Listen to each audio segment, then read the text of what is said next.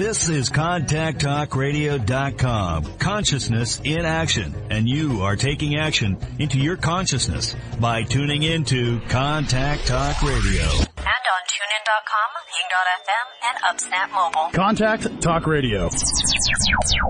So excited to be here today. Beautiful, beautiful Thursday morning. And got some phenomenal things to talk about. So stick around, because who you're going to hear from is Nathan Haley. He's the owner of Element Cryotherapy and Wellness. And so we've got some fun things to talk about for those of you who would love freezing yourself. You guys know I've been on a year-long challenge of ice baths, and so I've got a couple more weeks left. And I've done cryotherapy and love it. So we're going to talk about that. But before we jump in, I want to just kind of debrief you on our hack last night. What we talked about last night, we have these health accelerator challenges we take our audience through and our great patients through. And so these hacks stand for Health Accelerator Course. And so we give them challenges every week. The challenge for this week, for those of you who missed it last night, is no sugar, no artificial sweeteners, no artificial flavors. Just get rid of that stuff and get in more hydration. So Ken Baird, our physician assistant down in St. George, Utah, did a great job sharing that. So if you're not a part of our hack community, you can easily find us. You go to AccuEast East West and look at hack on our website and get signed up there. We'd love to have you on. So without further ado, let's jump into the show. So today we're going to be talking about some of the cryo and red light therapy. So light, as you know, if you're not familiar with it, many of us, we love biohacking. We love the spectrums of light that can come. And so Nathan's an expert in both the cryotherapy side of things and the light therapy. He's a graduate of BYU. He intended to be a lawyer, and we've never had a lawyer, even someone who intended to be a lawyer, on the show. So if I'd known that, he probably wouldn't have been asked to be on, but we're going to have to let it slide. Just joking, all you. Okay. But Nathan discovered his journey began in 2015. He discovered his testosterone levels was tanked. He was feeling exhausted, achy, unable to gain and retain healthy muscle. And when regular testosterone injections simply didn't produce the ultimate relief he needed, he turned to the world of biohacking. With the use of cryotherapy, red light therapy, and other techniques, his body now produces its own hormones the way nature intended. Seeing the change it made in his life made him want to share it with others along with his family. Helping others improve their quality of life is what he lives for. So, Nathan, welcome to the show. Okay, thanks for having me on. Yeah. Cool. Yes, and really good to have you here. So this is a show where we're going to just kind of dive into the science, the geeky part about it. But before we do that, tell me about your testosterone. What levels was it at? So I was actually sub 200 when I first got tested. How old do you look like you're 20? Right. So I'm 32 now. I was 27 when I first got tested. Wow. Yeah, that kind of rocked my world a little bit. And it's funny because when people think of being diagnosed with low testosterone, it seems like such a minor thing. Yeah. Like, oh yeah, it's just one of your hormones. There's so many others that can kind of help balance out. But for me, it really rocked me. I had been going to the gym every morning at 6 a.m. for 2 years, and I couldn't get my bench over 135. I mean, that alone was just enough for me to be pulling my hair out. But it was all the other things that came along with it. And I wouldn't have got tested if it wasn't for my wife. She noticed my sluggishness, my loss of energy. I love to take care of projects at home, and it all just fell off.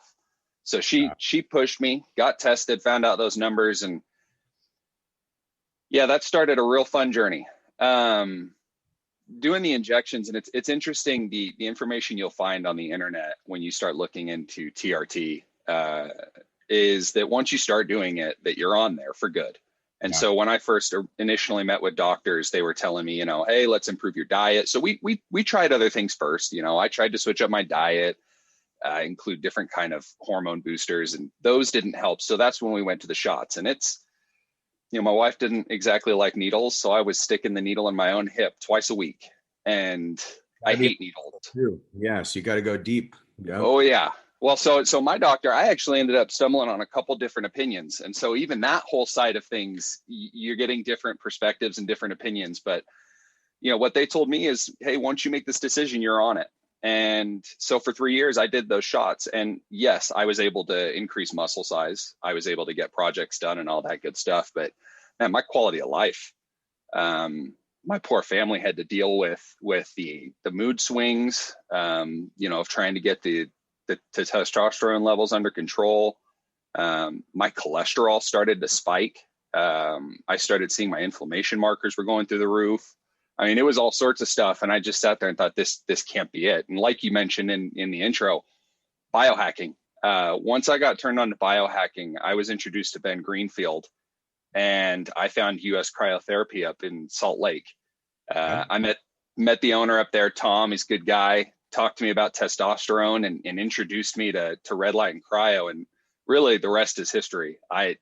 6 months later, I cycled off of shots completely, and my numbers were 4 times higher than what they were before I started. And it was just by doing a keto diet and making sure I was regularly doing cryo and red light. And I don't know, for me, that was enough of a testimony to just want to be like, all right, everybody needs to know about this stuff. It's fascinating. And it's so new. And not to get too, I know we just met, but Ben Greenfield, he's a friend and a patient of ours, but he loves to put the red light right on his balls. Is that? Yes, he does. Yeah, Yes. Yeah. So we have a couple full red light panels here. And so it's interesting. You'll get different opinions on what's actually needed when it comes to red light. There's a couple different books that you can read about him. And one of my favorite ones that kind of goes through the science, what he suggests is only getting a small light. But then you'll get other experts that'll talk about doing full body red light. And that's personally where, as I've researched it, I've landed as being the most effective, because every aspect of your body needs this light. Wow. And so, yes, when it comes to testosterone, I will put them right there, right next to the light. And it's about maintaining that 6-inch distance. But it's effective. I mean, well, you have numbers to prove it. And that's what I love. Biohacking sometimes is so subjective that we can't really quantify our results. But, when you look at like homocysteine, I'm taking it. That's probably some of the inflammatory markers you're looking at, C-reactive. And when you see those come down, you see your testosterone go up without any, exogenous supply, then you say, okay, maybe I'm on the right track. And light therapy can be powerful. So let's talk a little bit about that, because light therapy, I mean, the sun obviously gives us the full spectrum. And now there's a big movement of people, laying out at new beaches and doing it for health reasons, which is fine. I'm not a big fan of that. It's just still to me, but what's the difference between red light versus just going out in the sun and getting some great sun exposure? Right. So, kind of looking back and thinking about your high school physics, I'm sure most of our people who are following this podcast are going to, have somewhat of a basic understanding. When you pass natural sunlight through a prism, you're going to see the full spectrum of light, because inside of those light rays contains all the different frequencies of light. And there's only a specific range that is visible to us. And I think it's somewhere between 500 nanometers and 1100 nanometers. And that's where we start to see that visible light. But when it comes to light therapy and the effect that we're looking for with the whole body, ultimately, light therapy is coming down to penetration, and it's penetration of those rays into your body. And so when they've run these studies to look at how light interacts with the body and interacts at a cellular level, they found that each frequency of light, penetrates through our skin at different levels. And so you start to see your greens, your blues on the lower end of the spectrum. They really don't pass through the skin, so you have your derma, but not really getting all the way down into your hyperderma and really getting down into your tissues and your muscles. And that's really why red light and near infrared light are so key, is that they're able to penetrate 3 to 4 inches into your body to really provide the benefit of that light. And so that's really the key when you're talking about light therapy, is looking for what frequencies you're using. So when we do red light therapy here, you go into a room, we have 4 panels that have been mounted on the wall, and each one of those is set to both red light and near infrared light. So you're getting between, I believe it's 600 and 720 nanometers, which penetrates anywhere between 3 to 3.5 inches into the skin. And then you've got your 920 to your 1000 nanometers, which is closer to your near infrared, which penetrates, little bit deeper. That one's actually really effective for penetrating through bone. So you can feel those benefits to your brain. But it's whole body benefit, as I'm sure you well know. The way that the light interacts on a cellular level is really where we're getting kind of the overall energy production that we need and that we're looking for. Love it. Yeah. So, I mean, the vibrations of the light, it's no different. We do a lot of work with binaural beats and isochronic tones. And so just like the sounds that we hear have a vibration, the light has a vibration. And what you're saying is that infrared light, it will penetrate based on the spectrum that it's in. So it's like you can get out in the sun and you'll get some of that because it's a full spectrum. But if you want to really consolidate it, getting in under these red light tables, or it sounds like you have panels on the wall so you stand. Which is great. I've done all kinds. My dentist actually has a little. It looks like you're going to go get a tan, like one of those. And you jump in there, and so anytime I'm going, I'm like, can I jump in the red light real quick? And so it's awesome. It is. And it's interesting because you start talking about those vibrations, and that is one aspect of light and how it interacts with that cell. And to me, that's one level where I start to compare it a little bit to like a far infrared sauna.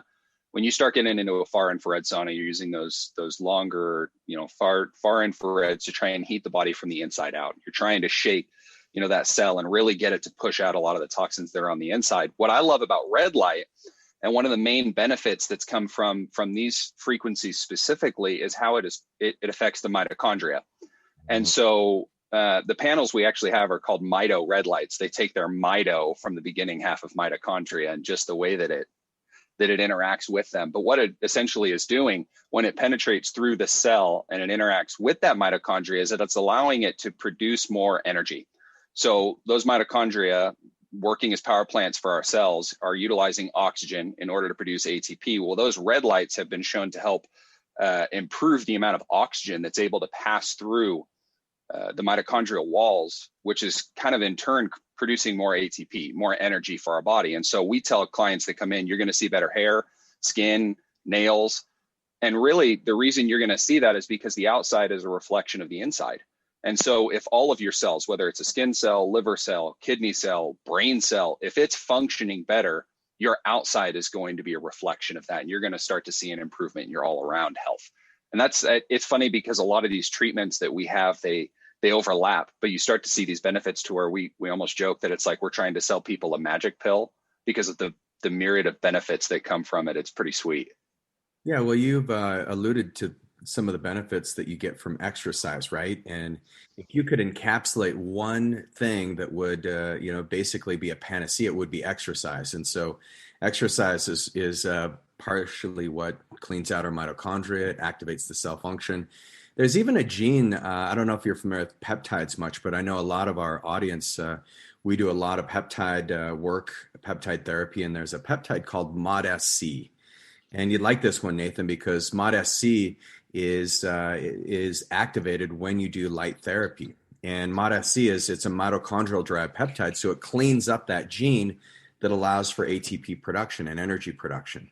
So it allows your body to it activates the GLUT4 transporters in the cell, so you actually get sugar and glucose into the cell without the presence of insulin. So one thing that people are getting when they do light therapy, based on your explanation, is they're getting the MOD-SC activation. And then that means they're getting more energy right into their cell. And then anytime you can get that wheel turning, your body's going to detox so much better. Definitely. So what do you feel like? I mean, I know, from a subjective experience, I always feel just calm. My nervous system feels so good. I know when I walk into like Costco or like a store with all the crazy lights, school, right? We all went to school with like the worst lights possible. What do you take on that? And what's the difference between the standing in the red light versus being exposed to the Costco craziness with those kinds of lights? Sorry, right. Costco. Sorry, Costco. They get mad at me for my mask stance, so we'll apologize, but not fully. Right? No. So honestly, when you start getting into a lot of these bulbs they have now, what they're starting to find is a lot of these iridescent bulbs, these full spectrum bulbs that we have actually start causing a little bit of damage. The frequencies that they're putting off, they just don't feed our bodies. And I know it sounds weird to say that. It's almost like I'm referring to our body like we're plants. But those lights just, they can be as bright as they want. They're not feeding or properly giving the right, light nutrition that our body needs. These red lights are set to those specific frequencies because those are the most beneficial for us. And just because you're getting more lights or more frequencies doesn't, more is not always better. And my ultimate thing is when I start looking into my overall health benefit, I start looking at, okay, the people who have a lot of money and they can afford to spend it on studies to learn more about this, what do they tend to do? And NASA, to me, has set the example on a lot of different ways to improve your health and to biohack your energy levels and things like that. And they put these red light panels on their space stations. They see just how necessary it is. When their astronauts are out in space for a long period of time, they start to notice they get depressed. They lose muscle. They get fatigued really easily. And so by using these red lights, they're able to combat most of those issues. They're replicating just what the body needs.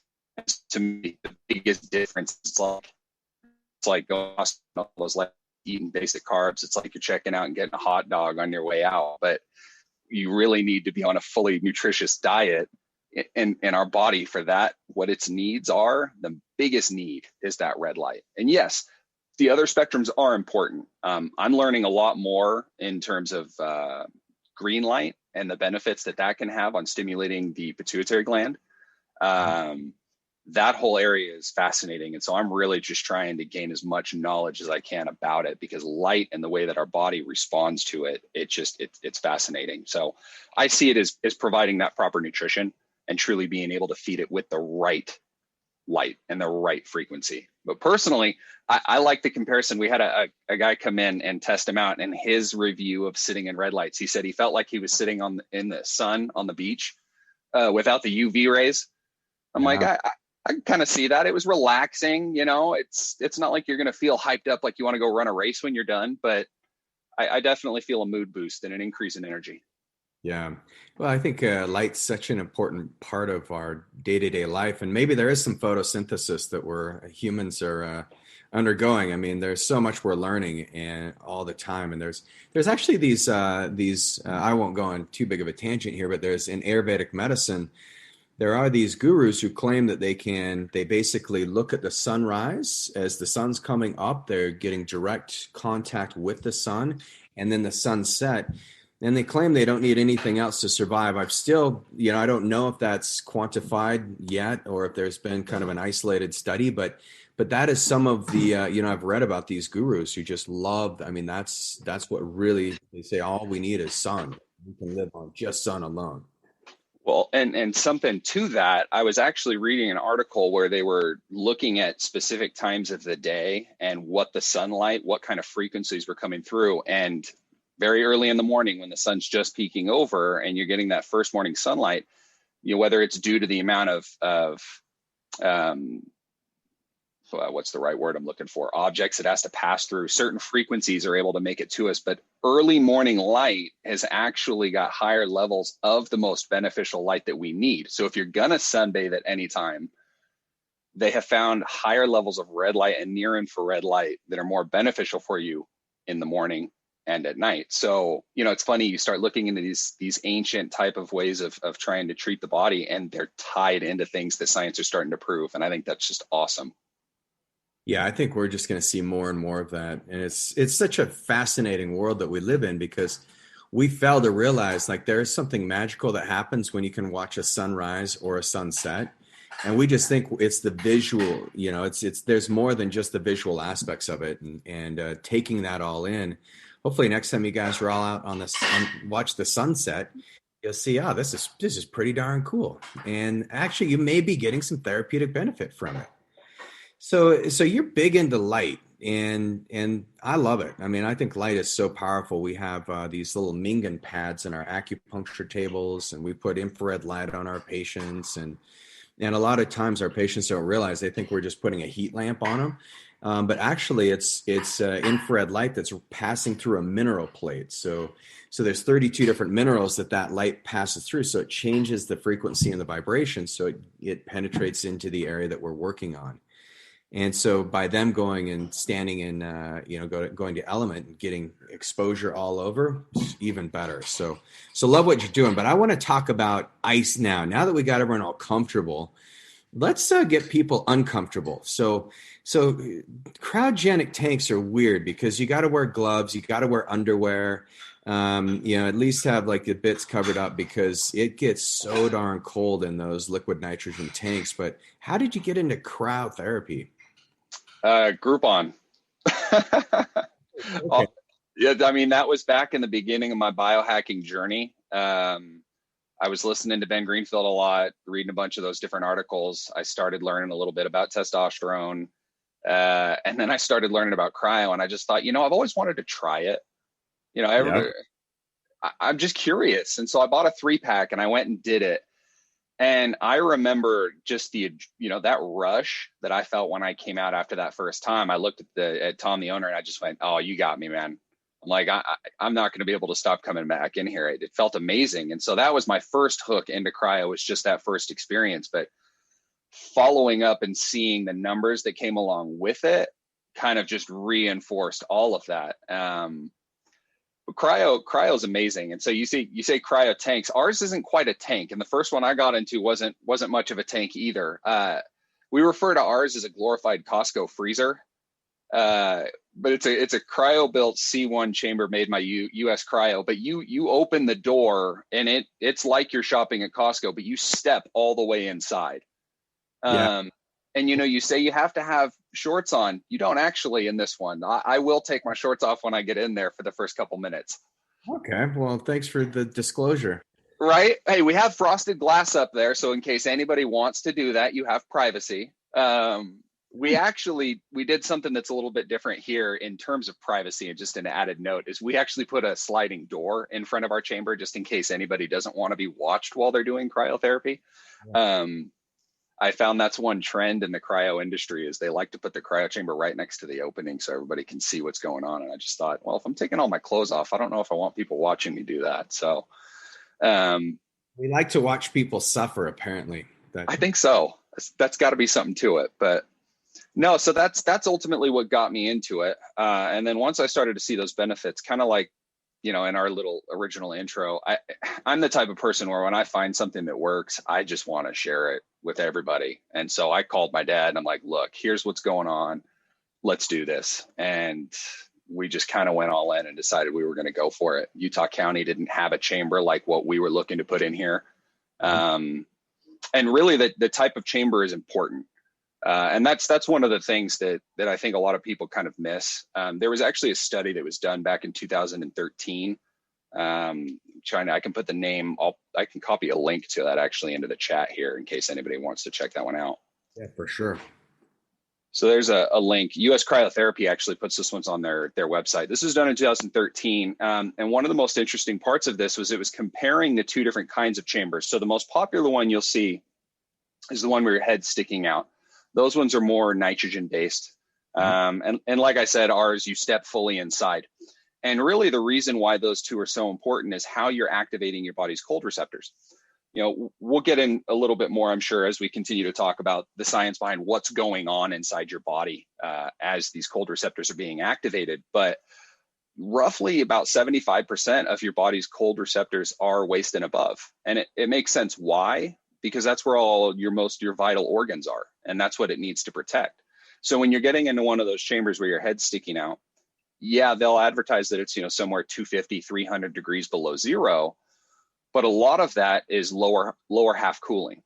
And so if you get a chance to take a look at that study, they'll show a thermal graphic of somebody who's done the chamber with the nitrogen and then one versus the electric. And the thermal graphics compared next to each other are just not even close. And getting that cooling activation, especially neck and up, is huge.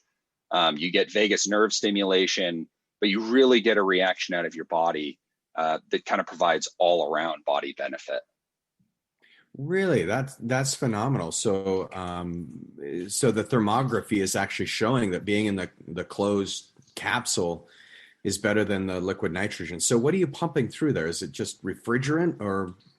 Yeah, so we have a giant machine that runs behind the wall that runs just like a normal refrigerant would. So I mean, it does have small amounts of nitrogen used to cool the air, but the only air that's being blown in is just, normal air. It's all electric based. Okay. Oh, that's phenomenal. I'll have to try that out. So the Korean spas, my family, we frequent Korean spas whenever we travel. So very first thing I find is, all right, first stop, we're going to get off the airplane and we're going to go to a Korean spa and get all detoxed. And they always have a cold section along with the hot section. So, they have their infrared, they have their hot and cold plunge. And then you go into, there's a room that's like, it's just basically, it feels like like you said, I mean, Costco seems to be the theme, so I'll stick to that. Yeah, it's like walking into the freezer section at Costco and you're just like, oh, this is cold. So how cold is it? I mean, the Korean spas, it's maybe like 30 degrees. I mean, it's not unbearable by any means. Feels good. Right. So our chamber, when it's, just kind of humming and ready for the next person to get in, sits at about 150 degrees below zero. Man, that is awesome. Right. So you can feel it on your nose then. I mean, and your ear. Well, so when anybody gets into the chamber, so I make reference to the fact that you can take your shirts off because you have privacy. But when you get in, normally what everybody's wearing is they've got socks and slippers, protect the feet. They're wearing a pair of shorts. Women will have a sports bra with no metal. Then we give people gloves just to protect your fingers. They've got a mask, not COVID related. The reason we have people wear a mask inside of our chamber is to make sure that the air that they're going to be breathing in is warmed on their face before it goes down their throat. I've done some heavy breathing. I don't know if you're into Wim Hof at all. I love it. So I try to do a little controlled breathing when I'm in there. And a couple times I've gotten a little into the deep breathing, and that cold air makes you feel a little lightheaded. So it's all just kind of precautionary to make sure you can get it through the full amount of time, which anytime somebody gets into this chamber the first time is 3 minutes. And the reason we do that 3 minutes is we're trying to track the person's body temperature. We're looking to get a specific drop from their skin temperature. So generally speaking, skin temperature, when people get in, they're anywhere between 88 to 94 degrees. And so the theory and the idea behind it is that if you can get their skin temperature to drop anywhere between 30 and 40 degrees, you're going to help to lower their core temperature by around the goal of about 2 degrees, initiating a state of hormonal shock to the body. And that's really the most impactful part of cryo, is that hormonal response that our body goes through. I'm actually going to include, I don't have a link to it, so maybe I can send it to you separately, but there's a great, I wouldn't call it a study. It's more of an article that was written by a woman. Her name's Rhonda Patrick. I don't know if you're familiar with her at all. She's done a ton of work into heat therapy, heat shock, and cold shock, but she's got one just on cold shocking the body. And I mean, she couldn't have outlined it any better. I mean, all the different points that she hits in it pretty much tackles all the different things that we teach in our store. And one of the things that she talks about is that main physiological response. And I'm just kind of looking down at these notes I took from her article, is there's this release of norepinephrine into the bloodstream. And that is kind of like the main key of what we're looking for when we're doing cryo, is that release of norepinephrine. And so that just so that people understand what norepinephrine is, not to be confused with epinephrine, which is adrenaline. They both impact the sympathetic nerve system in different ways. The key thing that norepinephrine does is it actually helps with vasoconstriction, or helping our blood vessels to constrict. And so, we'll get people that go into anaphylactic shock or something like that. They'll have low blood pressure, and they'll be given norepinephrine to help their blood vessels constrict, restore normal blood pressure. To me, it was really helpful to understand that basic thing, because then I'm like, oh, okay, norepinephrine makes sense now. But when you start to look at norepinephrine, the thing that's fascinating to me about it is to me, it almost kind of resembles light. So light has wave and particle duality. It's two different functions to it, and it impacts our body in different ways. What I love about norepinephrine is that it's not only a hormone, but it's also a neurotransmitter.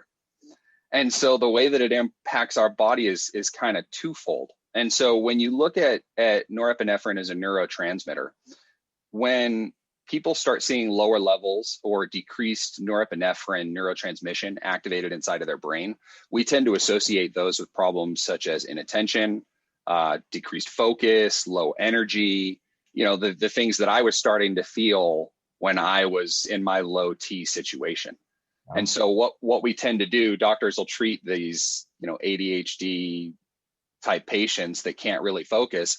Well, they give them essentially little uptickers for their norepinephrine transmitters. And so they're using a pill to achieve what we're able to achieve using just cold air and your body's natural responses to the cold. And that to me is the most fascinating thing. It's stopping a dependency on a pill that comes with dehydrating side effects. You're talking about I'd love to hop on your guys' panels and learn more. I've been going through a lot of these podcasts, but talking about hydration, that's another one to me that I just think is fascinating. That the more we understand about how to fully hydrate the body and how that ties into our all around health. But it's funny how cryo is a natural non-dehydrating way to stimulate these receptors, to stimulate the production of norepinephrine, and to do it naturally. And so that's one of the major benefits that comes from doing cryo, and that cold shock feeling that people are going to get. Yeah, sarcopenia is a condition that so many people are confronting now in their 50s, 60s, 70s. And so one of the beautiful things when you can get that norepinephrine release, you take brittle blood vessels where you're not getting a lot of nutrition supply to the muscles. People's muscles are atrophying as we age. And one of the shortcuts, this is what biohacking is, just finding a shortcut to your biology. It's just, it's as simple as that. And so one of the things you can look at is by getting in the cryo tank, you actually are preventing that brittleness in your blood vessels. So you get this nice constriction of all the blood. But the beautiful thing is when you have a little dump of norepinephrine, you also get a dump of endorphins that come on the backside of it. And so then all of a sudden your body's like, well, holy smokes, all these catecholamines get produced by your adrenal glands, and your body goes into this fight or flight, but then you get this beautiful rush of endorphins. And that's why, one of the reasons I love ice baths and doing the Wim Hof is because you can actually start channeling the pharmacy right between your ears, and there's no adverse consequences. And in fact, Rhonda Patrick, Found My Fitness is her podcast and like YouTube station. She's a great researcher. But, one of the things I find is it's like, man, that's actually more powerful. And the long-term benefits of doing these hormetic activities are life-changing. And so I love this conversation, Nathan. We had a couple questions. Cheryl says, all right, Cheryl, if you have arthritis in my fingers, can I take off the gloves? I'll turn that over. So in that case, what I actually do, I try to get a lot of cold exposure to different areas that I can. What we would do in that case is work with somebody and have maybe take their gloves off for, say, like the last 15 seconds, just to kind of move them around, cool them off. What we can also do, so we have two different kinds of cryotherapy. So we have whole body cryotherapy, which is getting into the chamber itself. And there's even more, a couple more benefits to talk about with that one. We also have a machine that does localized cryotherapy. So it's got this tube that blows out cold air anywhere between 4 and 10 degrees below zero. And so what we can do is, in a case where somebody has severe pain in their hands, we can target that cold air just onto the areas that have pain. We take it all the way down to exactly 32 degrees. It's an effect called flash freezing, which again, we're just looking for a hormonal response from the body. It's in emergency mode, thinking, oh crap, I'm freezing, I shouldn't be here. So it, again, constricts all those blood vessels, brings in a ton of new blood, fresh blood that's just been recently filtered from doing whole body cryo. And so using those two together, very impactful on arthritis. So kind of short answer, yes, you can. We suggest doing it in short bursts in the beginning and then letting us do localized on it, just because we don't know how to monitor your hands through that full session, and we don't want to overcool an area. Yeah. Okay. Great. Appreciate you answering that. And you don't have any desires of getting something in St. George for those peeps. It doesn't get very cold down there. So they're, you know, they need this more than ever. Yeah, I'm not going to get too ahead of myself, but we've been approached by a couple different groups on some expansion efforts, and St. George is the first one we've actually discussed. So hopefully, fingers crossed, everything goes well. We might possibly have a location down there early next year. All right, there you go, Cheryl and Irene. Yes. All right. Good. Good. I want to see you ladies freeze. In the meantime, you always have your bathtub, and you can easily get ice. They still make ice down there. I've been there, done that. So that's awesome. So what is the difference, by the way? Have you looked into the difference between, doing the cryo tank versus an ice bath? Yeah. Swimming in a cold glacier-fed lake. Right. The jury is still kind of out. I've seen differing opinions. So I was actually shared an article by a colleague about a month ago where somebody had done a study and they were able to show that cryotherapy chambers were significantly better than cold immersion. And as I read through the study, I was slightly skeptical because I felt as though they really kind of missed the ball on what the overall effect we're looking for when we do cryo is. And let me just kind of explain what I mean by that. There's two different types of thermogenesis that occur within the body. So when we get into a cold chamber, our body has a couple different ways to heat itself up. So the first one is by shivering. So we have our shivering thermogenesis. This is done mostly through muscular reactions. So we get the muscles that, you're shaking a ton and you're really trying to work as hard as you can to work, heat the body up. That's not really the type of thermogenesis or thermogenic reaction that we're looking for. The other one that we're trying to go for is the non-shivering. And the reason we're going for non-shivering is that's actually energy that's being produced by the mitochondria inside of the cell. And that's an area of science that I've read Rhonda Patrick's article on this section probably 5 or 6 times. And I still have to just man, this is heavy. I've got to go back through this because it talks about the positive and electric charges for the mitochondria and how it loses its signal and it starts to develop more of them because the signal isn't there. And I just sit there and think, oh my gosh, this is so over my head. So I just try to keep it as basic as I can. When I'm not shivering, I'm making my mitochondria do the work. When I shiver, my muscles do the work. When I get into a cold bath or I do, jump into a cold lake, it is so hard for me to stop from shivering. It almost feels like a more painful kind of cold, and controlling that shiver is extremely difficult. When I get into this cryo chamber, however, I know that I'm only there for 3.5 minutes. It doesn't go past that, so I can adjust my fan speeds to cool myself off, but I can move while I'm in there. I can just stay focused on making sure that I'm not shivering and I'm really achieving the full effect. So I'm a little biased because I have the chamber here and I have the ability to use it. Somebody who's trying to make a decision between the two, it's pretty close. I just feel like if we're talking about the amount of time that's needed to do it, cryotherapy is just the most effective option. In order to get the same effects of 3 to 3.5 minutes of cryotherapy, you'd have to sit in 20 to 40 degree water for upwards of 45 minutes to an hour. You can take shorter baths and showers, like I did the Wim Hof challenge and doing his cold showers before bed. And I do that in addition to cryo, just overall trying to lower the core temperature. So again, I'm a little biased, but I do believe that cryotherapy is easier to handle and it's easier to activate that non-shaking thermogenic reaction to get more of the benefits. Yes. And one of the other ways that I've trained my body, my sons actually, we do ice bath challenges. So we see who can stand the longest without shivering. And so the breathing is really your key for stopping that shivering because, it's an important thing. The Uller, I don't know if you use chili pad on your bed. I had an alternative to it and I did it for a little while, but I don't know. It was too uncomfortable to lay on. What was your alternative? I don't even remember the name of it, but it just pumped cold water underneath the mattress pad that I was working on. Okay. Yeah. So I have, my wife is always like, man, our bedroom looks like some weird laboratory because of all these gadgets and machines. But yeah, for those of you, especially you St. George peeps, as summer comes along, the chili pads are really nice because you can set the temperature to whatever you want. My wife tends to sleep super, like blankets piled on. She sleeps cold. I sleep hot. And so I can't really, change the air too much, but the chili pad's been awesome. So you seem like a dude who would love that. You'd probably put a chili pad and red lights on yours, I could imagine. Oh yeah, we have a P. So are you familiar with PEMF, pulsed electromagnetic frequencies? I'm sure you are. So we have a machine here. It's made by Resonant Light Technology that does something similar. It's called Pearl, but it mimics the same frequencies through the air. And I had that set up in our bedroom before we launched the store, and I was thinking the same thing. My wife's probably going insane with all these different.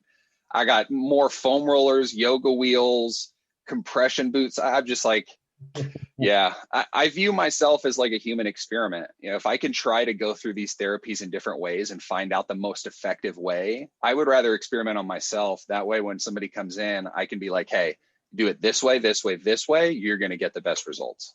Right. So, yeah. And ask any psychiatrist to do the same. right. So, yeah, and I'm someone who's constantly experimenting in my body. My Japanese mentor used to say, if you get sick or if you get injured, Dr. Mike Howe would say, that is your gift from the universe, Regan.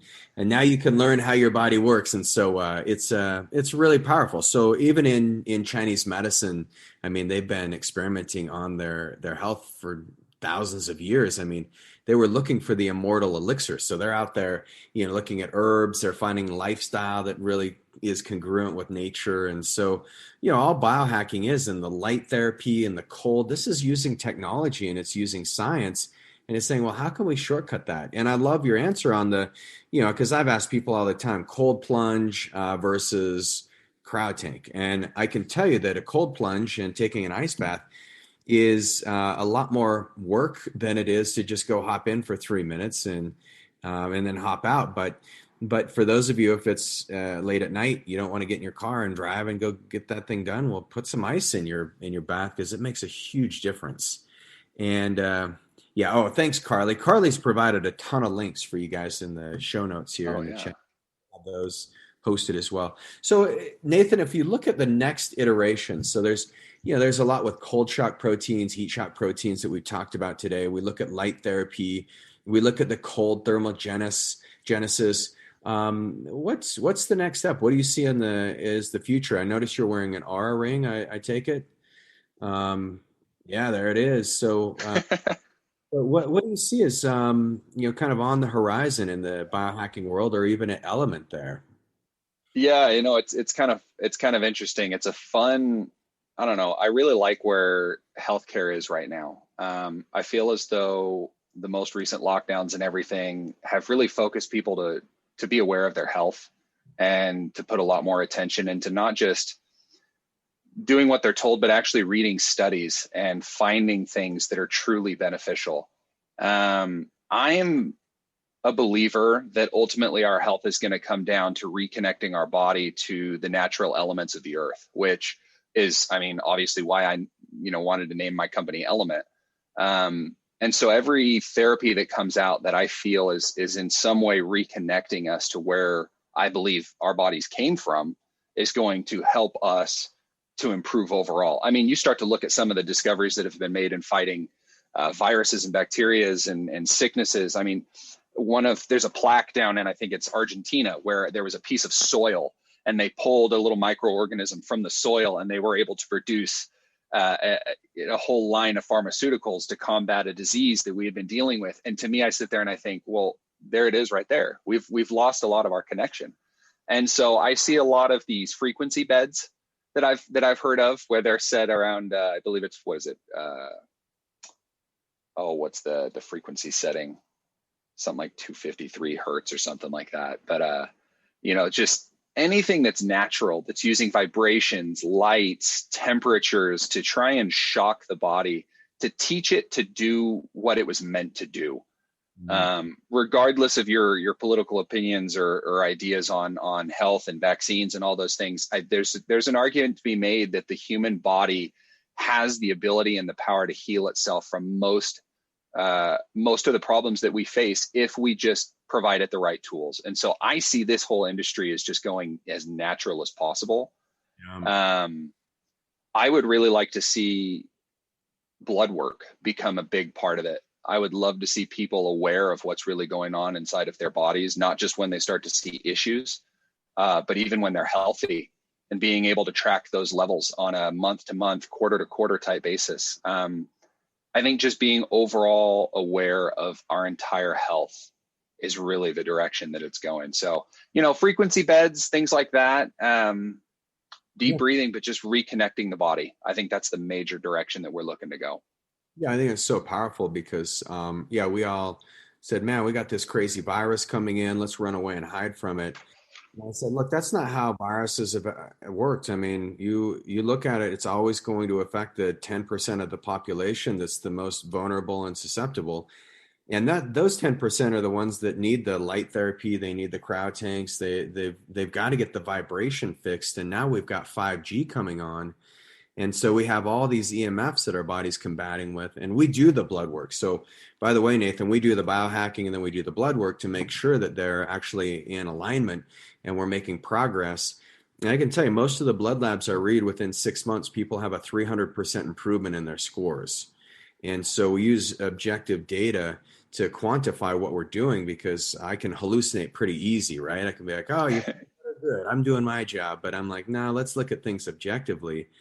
But I can tell you what, I think you're dead on. Those vibrations, just by lowering your vibration, your immune system lowers. I mean, they found just by having a negative attitude for a day, basically puts your lymphocytes in a coma-like state. So your white blood cells have no idea how to react because they're so stuck in your negative cycle. And so you get stuck on CNN News for a long time, and that's one of the worst things you can do to your vibration and the light in your body and the frequencies. And so yeah, I couldn't agree more. I think frequencies and energy is kind of a word that gets thrown out there, but it's way too broad.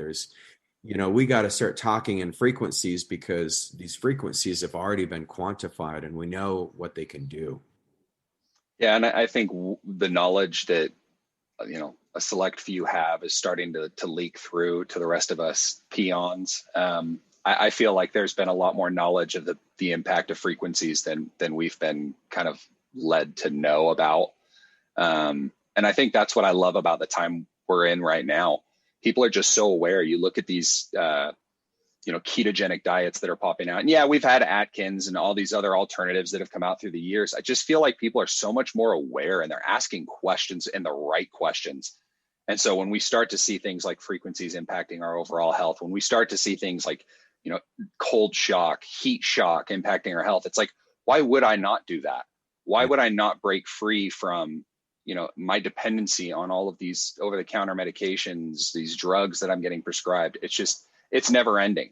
Yeah. Well, and I think, I'm going to circle back. I've asked several guests on the show. It's like, well, if you were the Minister of Health, let's just assume in 2020, a little over a year ago, the government said, all right, Nathan, we want you to give us kind of a natural strategy, what's a plan of action that people would have a choice to deploy in this whole, kind of immune state that we're in, and this concern of a virus that's got some teeth to it. I mean, we don't want to downplay that, but it's also like, well, what should we do, Nathan? What would be your how would you address the nation and the world in some things they could do for their overall health? I think the easy answer for me is to jump right into, do cryo and red light. I had a conversation yesterday. The owner of Fascia Blasters, I don't know if you're familiar with them at all. They're right around the corner from us. They use a fascia blasting tool, and they try to work through different pathways. But the women were in here, and they were telling me their testimony of this fascia blasting and how it turned their lives around. They were bedridden and all these different things. And I'm like, I've got similar experiences that I could share with people that come in and do cryo. And so and as I was sitting there talking to him, I thought, it's interesting how we're all on this same journey. We're all taking kind of different paths, and some path might not be the one right for this one, and this path might be right for somebody else. My first suggestion was that we all need to become self-aware. Yeah. To me, that's our first step. And I think when we become self-aware, and I don't just mean that of our existence, I mean that we really understand how our body feels. You know, when I feel a pain and I feel it in my arm, do I really like track down where that pain is? Do I really understand my kinetic chain? Do I understand how that may be impacting something else? If I'm feeling down for a day, you know, am I aware of what I might have done differently in my habits, in my behaviors that could have impacted that? Did I eat something, drink something? And I think we go through life so much of the time unaware of our surroundings and the things we're doing that are impacting us. And I think that would be my first step. If I could be in control of it, and give my advice would be, take control of your health, but just wake up and be aware, pay attention to what your body's telling you, because most of the time it's going to give you the answers, and it's going to let you know when you're doing something right and when you're doing something wrong. And it's, you know, it's the most powerful computer that's ever been made. That's so. You sound like Buddha, you know, the Buddha be awake. So that's awesome, because if you think about it, your food has a vibration, right? It's got frequency, it's got energy to it. The water you drink, I mean, how many of you are drinking tap water still? I mean, that's going to, 1 week of tap water, your thyroid function gets depleted. I mean, you think about the air that you breathe, 60% of pollution that we get comes from our house, our internal environments. And then now you just basically, we lock people in the house, we cover the face, we keep people socially distanced. And I couldn't agree with you more that if we just became aware of what's going on in our health, maybe we'd have a little more sanity around this whole thing. And so I think I agree. It's been the most fascinating time to be in healthcare has been the last year. I've never had so much explosion and innovation.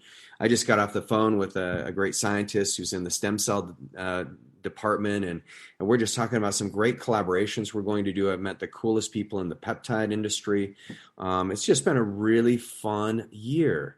And it couldn't have happened. I mean, the environment did have to shift where now people are going to have to choose what direction they're going to go in their health. Are they going to just rely on the mainstream narrative and media to tell them what to do about their health and just have it externally fed to us where we're mandated to do certain things like get vaccinated? Or are we actually going to start owning our health? You know, and I think America is a country of ownership. And we take responsibility. So hopefully we'll be leaders in the world like we have been for the last 100 years. But yeah, I mean, my hope is that people will, as you say, wake up. So what are 3 things that people could do as we kind of finish up, Nathan, to wake up? Oh man, that's a tough one. Take time for yourself, I think is a big one. Set aside some time to clear your mind. I know meditation usually gets linked to just Jedi work, but meditation is life-changing. Take time for yourself mentally, and then take time for your health. But I think doing it with those that are closest to you would be my third thing. Don't do it alone. So when you're going to make a decision to, you know, diet or improve your health, hey, I want to try something, try to find those that are around you that are going to help support you on that journey, because doing it by yourself isn't going to get you through it. I started keto. It was hard for me to stay on it. When my wife started doing it, that changed everything for me. When she was on board with it, when she started doing red light and cry, you know, we just gave birth. She just gave birth to our 4th child, and she did red light through the whole pregnancy. I mean, she bought into all of this. For me, when she was buying into it and the people around me started to experience it and feel the improvements, that was such a big thing for me. And so, yeah, you know, take some time for yourself, for your mental health, for your physical health, and then get the people around you involved in whatever you're doing, so that you'll stick with it. And then educate yourself. Sorry, I know you asked for 3, but I'm going to throw that 4th one in. Well, just read.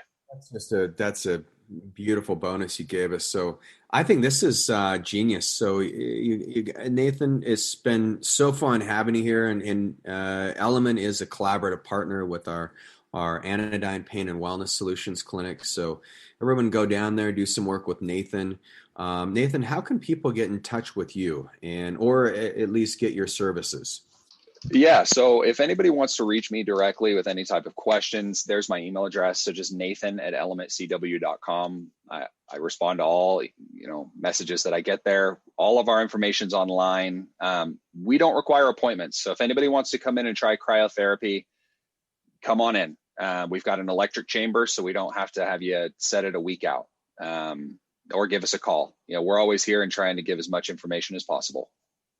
And any particular, you know, I guess emails is kind of the best way. And And any particular offers you have for our audience, or what can they expect?